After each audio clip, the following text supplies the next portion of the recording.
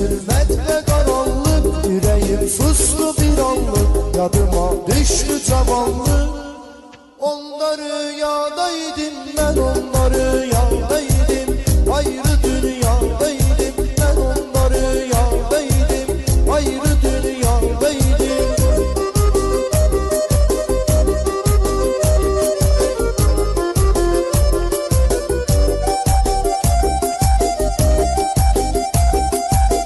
Başıma dolanmamıştım, sen evvel inanmamıştım, hele seni yaranmamıştım.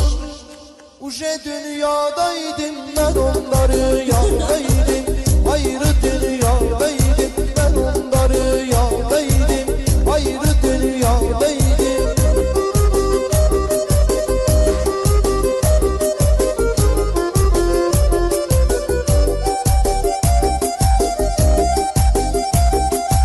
Ferhalı görüp süzürdüm, Mecnun'a bakıp bezirdim, seher şirinle gezirdim.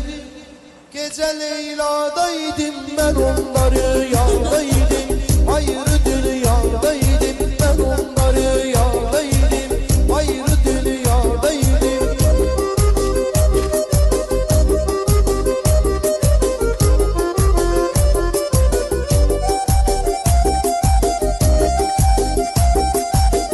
Gece zulmet ve karanlık, yüreğim sustu bir anlık, yadıma düştü cavanlık.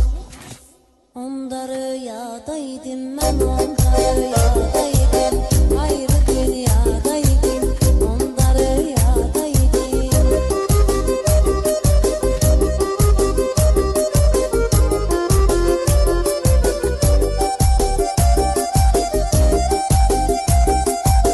Dostlarım halımı